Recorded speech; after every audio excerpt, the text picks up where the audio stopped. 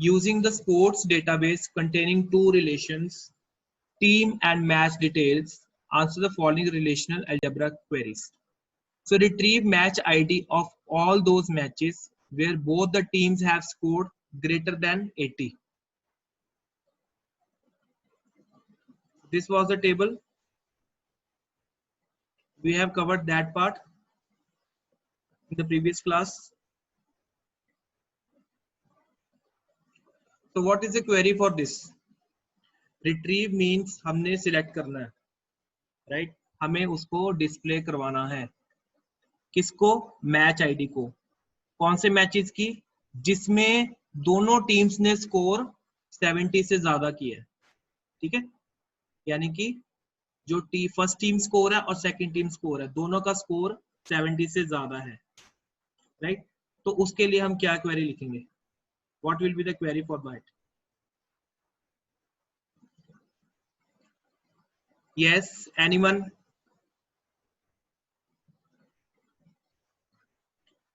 Yes, anyone please raise your hand.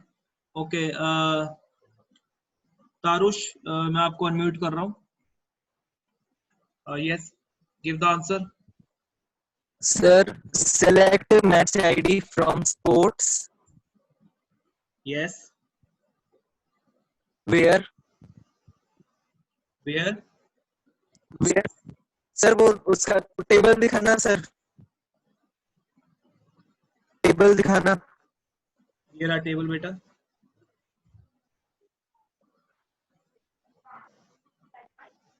Sir, where teams first team score is greater than 70 and second team score is greater than 20. Okay. I will explain in a better way. Here you can see that select match ID, right? हमने क्योंकि match ID वाला column ही दिखाना है, हमने सारे columns नहीं दिखाने, इसीलिए हमने यहाँ पर मैच आईडी लिखा है फ्रॉम टेबल नेम जो कि है match details, where first team score greater than 70 and second team score is also greater than 70. तो इसको आपने अलग अलग करके लिखना है. ठीक है, दोनों टीम्स के स्कोर 70 से ज्यादा होने चाहिए, तो इसको आपको first team score greater than 70 and second team score greater than 70, right? तो मतलब कि दोनों टीम्स के जो स्कोर है, दोनों टीम्स का जो क्राइटेरिया है वो मैच होना चाहिए, इसीलिए यहाँ पर हमने एंड लिखा है. ठीक है, जिस केस में ये दोनों कंडीशंस ट्रू होगी उसी केस में ये चलेगा. ठीक है, एंड हम तब लगाते हैं जब हम दोनों कंडीशंस को ट्रू चाहते हैं, कि दोनों कंडीशंस ट्रू हो. अगर मैं चाहता कि ये कंडीशन या ये कंडीशन, इनमें से अगर कोई भी कंडीशन ट्रू हो जाती तो मेरा रिकॉर्ड उसमें से आ जाता, तो उस केस में मुझे यहाँ पर और लिखना था. और का मतलब होता है दोनों में से अगर एक भी सही हो गया तो वो कंडीशन पूरी सही है. पर एंड में अगर दोनों कंडीशन आपकी सही है तभी सही है, अगर एक भी गलत हो गया तो आपका सारा रिकॉर्ड गलत, right? Now coming to the second question. Retrieve the match ID of all those matches where first team has scored less than 70 but second team has scored greater than 70. हाँ जी, who will give the answer? It is related to the A part, but इसमें जो where part है वो ही change होगा. Who is going to give the answer? इसको बिल्कुल ध्यान से समझो, थोड़ा दिमाग लगाओ कि फर्स्ट टीम का जो स्कोर है वो 70 से क्या होना चाहिए? लेस. ये लेस का साइन है, ठीक है? एंड सेकंड टीम स्कोर है greater than 70. Yes, who is going to give the answer? कौन देगा आंसर इसका? हाँ जी, मुस्कान.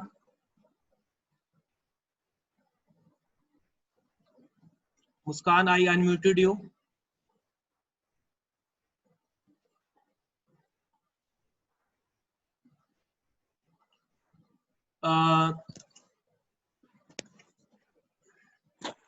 सर. हाँ जी बेटा, this question. Sir, select match ID from sports where first team score less than 70 and second team score greater than 70. Yes great, but जो table का नाम है वो स्पोर्ट्स नहीं है, that is match details. Okay, ये ध्यान रखना आपने। Okay.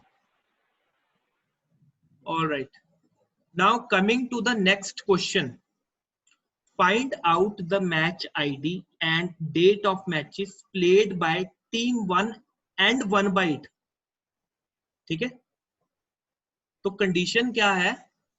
कंडीशन ये है कि हमने मैच आईडी ढूंढनी है और डेट ऑफ मैचेस। ठीक है, तो 2 कॉलम चाहिए, सारे नहीं चाहिए, स्टार नहीं लिखेंगे हम यहाँ पे। ठीक है, match ID and date of matches, ये देखो यहाँ पर match ID and date of matches, मतलब ये 2 कॉलम चाहिए। किसके चाहिए हमें? Played by team 1 and 1 by it। हाँ जी, who is going to give the answer? मैं तो आपको बताऊंगा, बट एक बार आप अपना दिमाग लगाओ खुद। हाँ जी, तानिया अग्रवाल, हाँ जी, आप बताइए।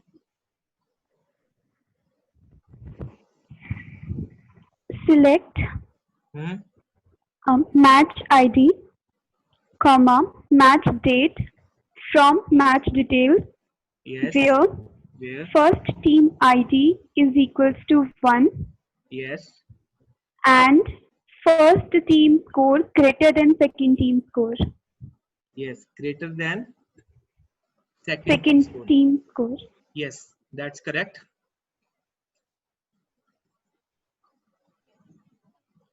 सो here is a query,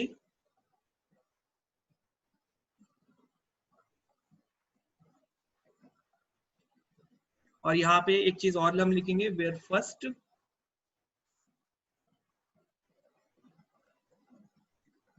where match ID equal to, where first team ID equal to 1, we have missed one thing,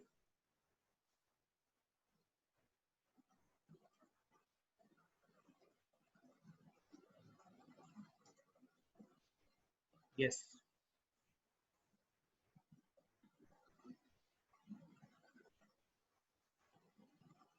we have to write as it is।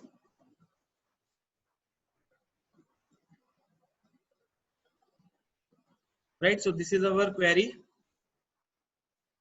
अब यहाँ पर समझने वाली चीज क्या है कि देखो, हमने सिर्फ 2 कॉलम्स दिखाने हैं, तो एक तो match ID comma match date. ठीक है, ये 2 कॉलम्स हमने दिखाने हैं फ्रॉम किसमें से? टेबल में से, और टेबल का नाम क्या है? Match details.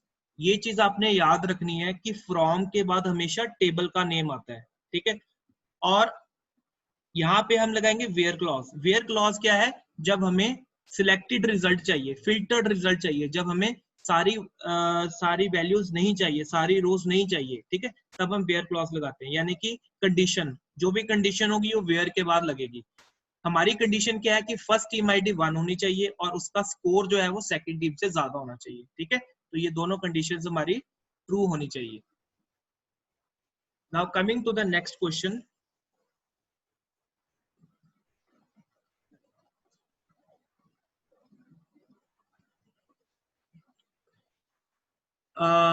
find out the match ID of matches played by team 2 and not won by it।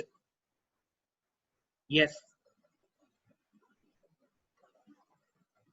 not won by it। तो आप सोचो कौन सी कंडीशन लगेगी वेयर क्लॉज के बाद? हाँ जी students, find out the match ID, यानी कि सिर्फ मैच आईडी का कॉलम दिखाना है, of matches played by team 2 and not won by it। हाँ जी, इसका answer I will be asking from Ranjit. हाँ जी रंजीत, यस यस सर। बताओ इसका answer, this one D part. Sir वो जरा वो दिखाना ऊपर वाला, थोड़ा स्क्रॉल अप कर दो। Wait,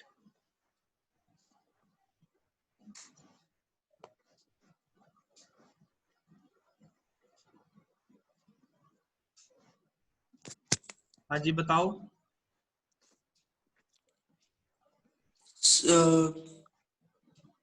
select match ID yes.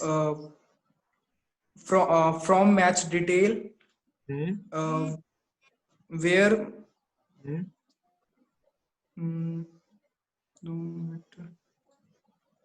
where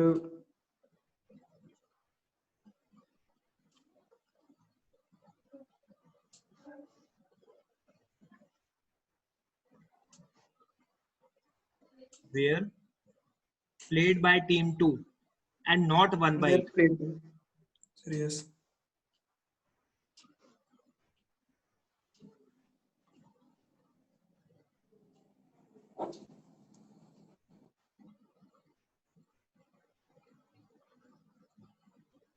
हाँ जी, anyone else?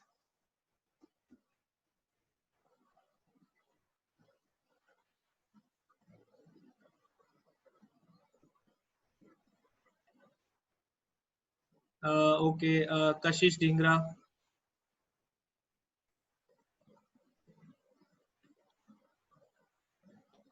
हाँ जी बेटा बताइए. Select match ID from match details where second team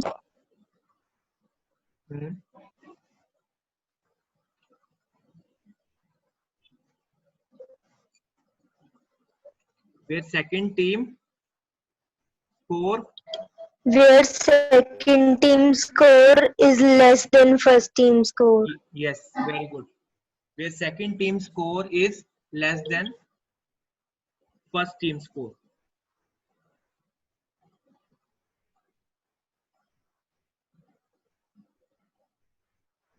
Okay, so here is the answer. Where second team score यहाँ पे first आना था. It's a typing error. क्योंकि सेकंड टीम हारी है ना, तो उसका स्कोर फर्स्ट टीम से कम होना चाहिए. तो ये हमारी कंडीशन आ गई, राइट. आपने एक चीज का ध्यान रखना, जब भी उन्होंने डिटेल्स पूछा हो, डिटेल्स मीन सारे कॉलम्स, तब यहाँ पर आपने स्टार लगाना है. अब क्योंकि यहाँ पर उन्होंने मैच आईडी ही पूछी थी, तो आपने यहाँ पे सिर्फ मैच आईडी लगाना है, राइट.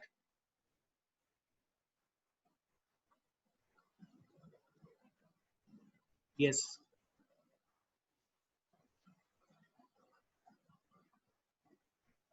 राइट. अब ये I will not be asking this question from you because this is a new thing for you. ठीक है. In the team relation, change the name of the relation to T data. Also change the attributes team ID to team name, team ID and team name to TID and T name respectively. मतलब कि team ID का जो नाम है वो TID रखना है, team name का जो नाम है वो T name रखना है. ठीक है. ये तो कॉलम्स के नाम चेंज करने हैं और हमने टेबल का भी नेम चेंज करना है. जो हमारा टेबल है जिसका नाम है टीम, ठीक है, इन द टीम रिलेशन, उसका हमने नाम चेंज करना टी डाटा. ठीक है. तो उसको चेंज करने की जो कमांड है वो है ऑल्टर टेबल, क्योंकि हम टेबल के स्ट्रक्चर के साथ चेंजेस कर रहे हैं, ना कि टेबल के अंदर. ठीक है. तो ऑल्टर की कमांड लगेगी. ऑल्टर टेबल टीम, यानी कि पुराना टेबल का नाम रीनेम टू मतलब इसका नया नाम रख दो. क्या रखना है? To T data. यानी कि ये पुराना नाम है टीम और ये है नया नाम. ठीक है. ये ध्यान से करना आपने. ठीक है. यहां पर पहले पुराना नाम आएगा और यहां पर नया नाम, right. Alter table team rename to T data. अब आ गया आपका ये कॉलम्स का नेम चेंज करना है. ठीक है. अब कॉलम, अब देखो टेबल का नाम अब टीम से टी डाटा हो गया. ठीक है. तो सबसे पहले तो हम टेबल को रेफर करेंगे, क्योंकि कॉलम को आप डायरेक्टली असेस नहीं कर सकते, कॉलम को आप टेबल के थ्रू ही असेस करोगे. अब टेबल का क्योंकि नया नाम टी डाटा हो चुका है, तो आपकी जो कमांड होगी वो होगी alter table T data rename team ID to T underscore ID. यानी कि यहां पर क्या होगा, आपका पुराना कॉलम का नेम, यहां पे नया कॉलम का name. Alter table T data rename team ID to T ID. अब यहां पर देखो रीनेम टू होता है, यहाँ पर रीनेम है, ये चीज का आपने ध्यान रखना है, राइट। थोड़ा सा स्लाइट डिफरेंस है, जब आप टेबल का नाम चेंज करते हो तो रीनेम 2 आता है, और यहाँ पर क्या आता है, रीनेम पुराना नाम उसके बाद 2 आएगा। अब उसके बाद दूसरा कॉलम है टीम नेम, इसको हमने क्या चेंज करना है, T_name। तो इसकी क्वेरी क्या होगी, ऑल्टर टेबल T_डाटा। वही टेबल का नाम तो वही है, क्योंकि ये भी उसी कॉलम में है, उसी टेबल का कॉलम है। So rename team name to T_name, right. तो this thing you should keep in mind. ये चीज याद रखना, यहाँ पर हम अपडेट नहीं करेंगे, क्योंकि यहाँ पर हम टेबल के स्ट्रक्चर में चेंजेस कर रहे हैं, ना कि उसकी वैल्यूज के अंदर, right. So one question I will be asking from you randomly. हाँ जी, अब जैसे मेरा ये कॉलम है मैच डेट, ठीक है, मैच डेट है, इसको मुझे रीनेम करना date of match. So what will be the answer, what will be the query. Match details का एक कॉलम है मैच डेट, इसको मुझे न्यू नाम देना date of match. How I am going to do this, who is going to tell me the answer. हमने अभी किया जस्ट ये।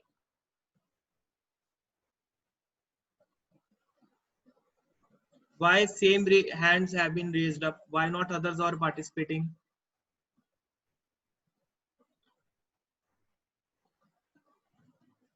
हाँ जी, Ridham Jain, why you are not participating?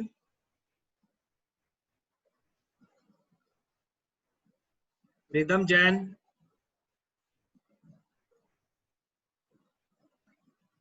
and why do you come late?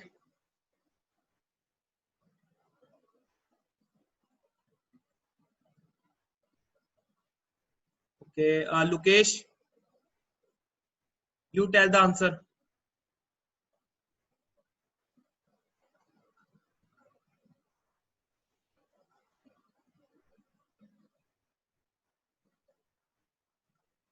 Yes, Tanya, you tell the answer. Sir, alter table. हाँ जी बोलो। Sir, alter table name. Table का क्या नेम है? सर एक मिनट में रीडिंग।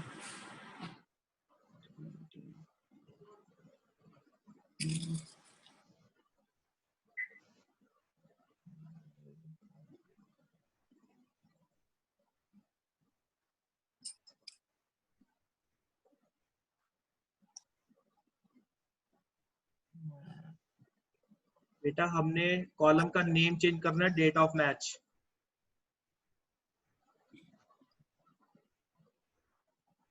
ओके सर, और sir column का और टेबल का। बेटा कॉलम का, टेबल का नेम है मैच डिटेल्स, कॉलम का नाम है मैच डेट, इसको चेंज करना date of match. Okay sir. Sir alter table yes. Alter table match details. हाँ सर ऑल्टर टेबल। हाँ, मैच डिटेल्स। सर उसके बाद फिर कॉलम का नेम, फिर उसके बाद रीनेम।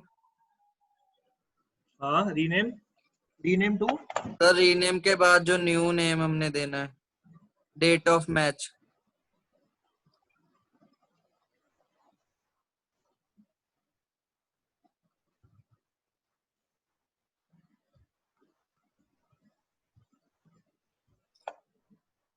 हाँ जी ठीक है, मैं बताता हूँ इसमें। Alter table match details, rename match date to date of match, ठीक है। टू के बाद हमेशा नया नाम आएगा, और रीनेम से पहले ओल्ड नेम। हाँ जी, next.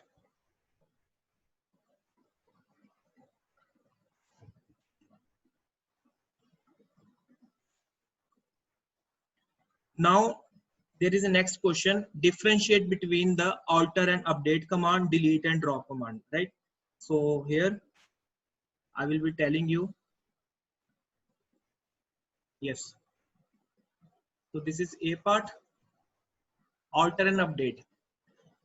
So after creating a table, we may realize that we need to add, remove an attribute or to modify the data type of existing attribute. क्या होता है कि कई बार जब हम नया टेबल क्रिएट करते हैं तब हम रियलाइज करते हैं कि शायद एक कॉलम हमने बनाना हम भूल गए, या एक हमने कोई एक्स्ट्रा कॉलम बना लिया, या किसी कॉलम का हमने गलत डेटा टाइप बना लिया, या किसी में हमने कंस्ट्रेंट ऐड नहीं किया, मान लो हमने इसको प्राइमरी की नहीं बनाया। तो इस केसेस में, इस तरह के केसेस में हम क्या करते हैं, ऑल्टर करते हैं, ठीक है, जब हमने स्ट्रक्चर को चेंज करना होता है। जैसे एक एग्जांपल दिया हुआ है कि एक टेबल है गार्डियन, उसमें हमने एक इनकम नाम का कॉलम टेबल बनने के बाद क्रिएट किया, ठीक है, ये टेबल पहले बन चुका था, उसके बाद हमने एक नया कॉलम ऐड किया है। सो ऑल्टर टेबल, टेबल का नेम यानी कि guardian, add income integer. Now comes the update command. Update command में क्या है, we may need to make changes in the values of one or more columns of existing records in a table. For example, we may require some changes in address, phone number or spelling of name. The update statement is used to make such modifications in existing data. अब ये क्या है, table के अंदर में हम जो changes कर रहे हैं, राइट। तो इसमें क्या हो रहा है कि अगर किसी का एड्रेस चेंज हो रहा है, किसी का नेम चेंज हो रहा है, ठीक है, तो उस केस में हम अपडेट की कमांड लगाएंगे। जैसे एग्जांपल है अपडेट गार्डियन, यानी कि टेबल का नाम है गार्डियन। अब एक चीज का ध्यान रखना, जब हम ऑल्टर करते हैं तो एक कीवर्ड जरूर लगाएंगे टेबल, और यहाँ पे हम टेबल वर्ड नहीं लिखेंगे, यहाँ पे सीधा टेबल का नाम आ जाएगा। यहाँ पे पहले टेबल लिखते हैं, फिर टेबल का नाम आता है, फिर यहाँ पे सीधा ही टेबल का नाम आ जाएगा, टेबल वर्ड इसमें नहीं आता, ठीक है। अपडेट गार्डियन, सेट के बाद उस कॉलम का नाम लिखना है जिसमें चेंजेस करने हैं। सेट जी एड्रेस यानी guardian address equal to this one, ठीक है, नहीं आएगा, ठीक है। अब क्योंकि ये वेरिएबल कैरेक्टर है, वैर कह रहा है, तो इसको हमने इन्वर्टेड कॉमर्स में लिखना है। And guardian phone equal to this one, where guardian ID equal to 46646, ठीक है। जब जो वेयर क्लॉज है उसके बाद आपने हमेशा प्राइमरी की बतानी है, नहीं तो क्या होगा, उसने एरर जनरेट करके दे देना है, ठीक है। So this is the difference between alter and update command. ये चीज याद रखना है कि ऑल्टर के साथ टेबल वर्ड लगता है TABLE, पर अपडेट में नहीं लगता। Now second comes the delete and drop command, ठीक है। The delete statement is used to delete one or more records from a table. अगर आपने कोई रो डिलीट करनी है, ठीक है, एक रो डिलीट करनी है या एक से ज्यादा, तो आपने डिलीट की कमांड यूज करनी है। But in case of drop, sometimes a table in database or database itself need to be removed, ठीक है। कई बार आप चाहते हो कि मेरे पास एक ऐसा टेबल है जो मैं यूज नहीं कर रहा, जो मेरे लिए अननेसेसरी है, तो उसको मैं रिमूव कर सकता हूँ, पूरे के पूरे टेबल को, और इवन मैं पूरे डेटाबेस को भी रिमूव कर सकता हूँ by using the drop command, ठीक है। तो इसमें क्या है, however one should be very cautious while using this statement as it cannot be undone. Example क्या है, delete from student where roll number equal to 2, यानी कि पूरी रो डिलीट हो जाएगी उस स्टूडेंट की जिसका रोल नंबर 2 है, मतलब उसकी सारी डिटेल्स डिलीट हो जाएगी। अब क्योंकि रोल नंबर 2 एक ही है पूरी क्लास में, तो सिर्फ एक रो रिमूव होगी। Syntax to drop a table, अब पूरा टेबल ड्रॉप करना, ड्रॉप टेबल, टेबल का नाम, जैसे कि टेबल का नाम है एम्प्लॉय, तो एम्प्लॉय लिखोगे सेमीकोलन, तो वो पूरा टेबल डिलीट हो जाएगा। अगर आपने पूरा डेटाबेस रिमूव करना है तो ड्रॉप डेटाबेस, डेटाबेस का नाम, ठीक है। डेटाबेस का नाम अगर मान लो कि स्टूडेंट 1 था, तो यहाँ पे स्टूडेंट 1 लिख देंगे, ठीक है। तो इस तरह से आप कर सकते हो डिलीट एंड ड्रॉप। एक चीज का आपने ध्यान रखना है कि जब आप अपडेट करोगे, जब आप ऑल्टर करोगे या ड्रॉप करोगे, तो आप स्ट्रक्चर में चेंजेस कर रहे हो, पूरे स्ट्रक्चर में, यहाँ पे स्ट्रक्चर में चेंजेस कर रहे हो, तो उसके साथ यहाँ पर टेबल नाम लिखा हुआ है, यहाँ पे भी टेबल आएगा, डाटाबेस आएगा, तो ये टेबल डाटाबेस वर्ड लिखते हैं। जब हम नॉर्मली कर रहे हैं, यानी कि अपडेट कर रहे हैं, डाटा के ऊपर काम कर रहे हैं, डाटा को रिमूव कर रहे हैं, तब टेबल और डेटाबेस वर्ड नहीं आएगा, सीधा ही डिलीट फ्रॉम अपडेट कॉलम का नेम आ जाएगा, ठीक है। टेबल और डेटाबेस नहीं आएगा, right. Now one question I will be asking from you from this table.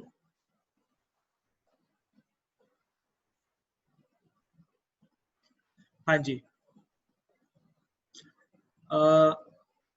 ये टेबल है जिसका नाम है मूवी, ठीक है, इस टेबल का नाम है मूवी। तो मुझे इसमें वो मूवी का रिकॉर्ड डिलीट करना है जिसकी कैटेगरी एडवेंचर है। तो वो कैसे होगी, कौन बताएगा? हाँ जी, raise hand.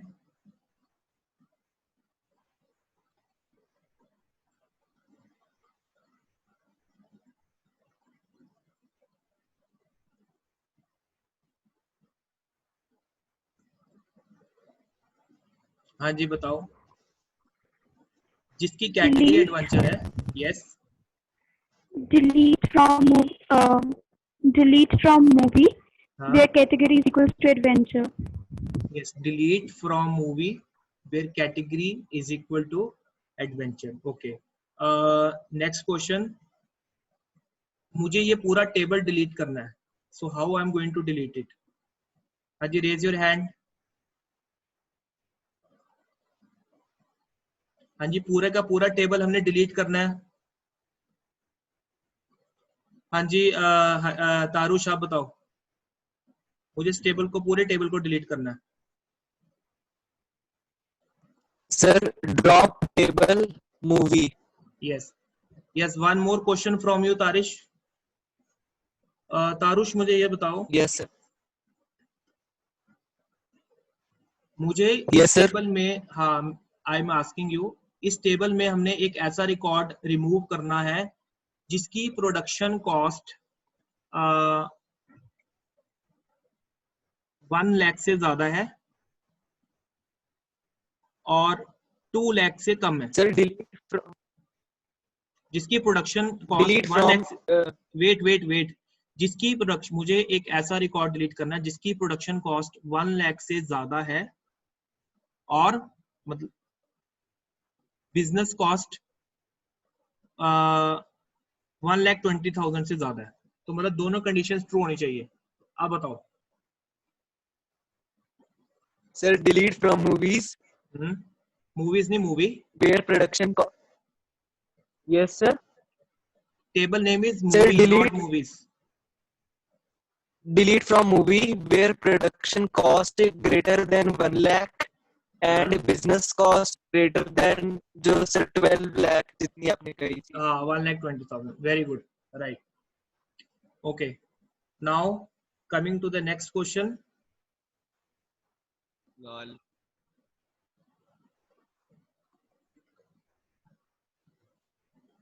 So we have done this question, alter, update, delete and drop.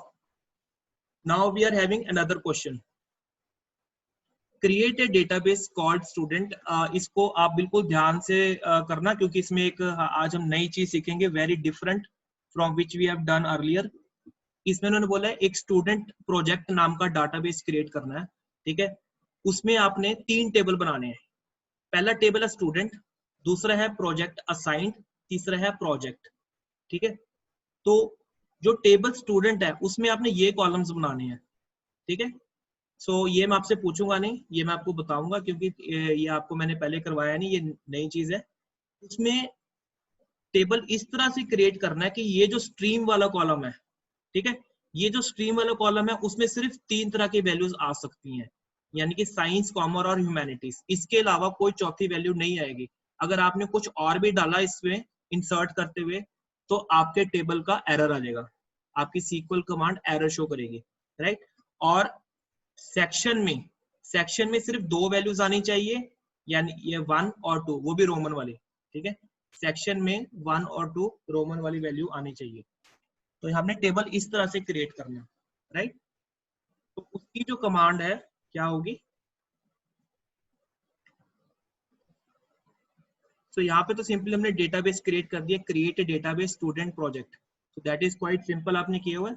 अब यहाँ पर आप देखो क्या होगा, create table student roll number int primary की। जो रोल नंबर है वो हमारा प्राइमरी की है, मतलब रोल नंबर वाली वैल्यू रिपीट नहीं हो पाएगी, ठीक है। इंट इंटीजर टाइप की वैल्यू है, comma name varchar 25, that is very simple जो आपने किया हुआ है। Now coming the next thing, stream. Stream में हमें 3 तरह की वैल्यूज चाहिए। तो जब हमने लिमिटेड वैल्यूज चाहिए होती है तो उसके लिए हमें कॉलम नेम के साथ एक यूनिक वर्ड लगाना पड़ेगा, एनम, एनम, ठीक है, ENUM। इसके साथ ब्रैकेट में हम वैल्यूज देंगे, वो वाली वैल्यूज देंगे जो हम इसमें परमिट करना चाहते हैं, इसके अलावा कोई वैल्यू नहीं आएगी, ठीक है। Annum, commerce, comma science, comma humanities, ये तीनों वैल्यूज इन्वर्टेड कॉमा में आएंगी और हर एक वैल्यू कॉमा के साथ सेपरेट होगी, ठीक है, और ये सारे ब्रैकेट्स में आएंगी, राइट। आई अगेन रिपीट, पहले कॉलम का नाम स्ट्रीम, उसके बाद एनम, एनम तब लगाना है जब हम रिस्ट्रिक्ट कर रहे हैं वैल्यूज को, हम हर वैल्यू अंदर नहीं जाने चाहते, ठीक है, हम वैल्यूज को रिस्ट्रिक्ट कर रहे हैं। कितनी वैल्यूज में? सिर्फ 3 वैल्यूज को अंदर जाना चाहते हैं, ठीक है, पहली कॉमर्स, दूसरी साइंस और ह्यूमैनिटीज, इन तीनों को एनम के ब्रैकेट में लिखना है, इन्वर्टेड कॉमर्स में, सेपरेटेड बाय कॉमर्स। उसके बाद मुझे सेक्शन में भी वैल्यूज को लिमिट करना है, मुझे 1 और 2 डालना है, वो भी रोमन वाला, ठीक है। तो सेक्शन, कॉलम का नेम, एनम, ब्रैकेट में 1 रोमन में और 2 रोमन में, ठीक है, comma registration ID int, right. तो इस तरह से क्या होगा कि आपका एक टेबल क्रिएट हो जाएगा विद लिमिटेड वैल्यूज। अगर आप इसमें कोई चौथी वैल्यू भी डालोगे तो इसमें एरर आ जाएगा, पूरे टेबल में आपको वो इंसर्ट नहीं करने देगा, राइट। उसी तरह हमने तीसरा एक और टेबल और बनाया है, तो प्रोजेक्ट असाइंड, प्रोजेक्ट असाइंड जिसमें 3 वैल्यूज हैं, registration ID, project ID and assign date, ठीक है। अब यहाँ पर हम क्या करेंगे, create table project assign, registration ID क्या है, रेफरेंसेस स्टूडेंट रजिस्ट्रेशन आईडी, ये किसको रेफर कर रहा है, ये वाला रजिस्ट्रेशन आईडी जो है, आई विल शो यू, हाँ, ये जो रजिस्ट्रेशन आईडी है ये वाला, दिस वन, ये किसको रेफर कर रहा है, स्टूडेंट के रजिस्ट्रेशन आईडी को, ठीक है। So that means this is a foreign की, ये इसकी फॉरेन की बनेगी, ये वाला रजिस्ट्रेशन आईडी इस रजिस्ट्रेशन आईडी को फॉलो कर रहा है, ठीक है। तो क्या आएगा, create table project assign, registration ID integer type का है, रेफरेंसिंग स्टूडेंट के टेबल के रजिस्ट्रेशन आईडी को रेफर कर रहा है, यहाँ पे टेबल का नाम और ब्रैकेट में उस टेबल के उस कॉलम का नाम जिसको ये रेफर कर रहा है, ठीक है, comma project ID int primary की, कॉमा असाइन डेट, जब हमने डेट इंसर्ट करनी होती है तो डेटा टाइप हमारा डेट आता है।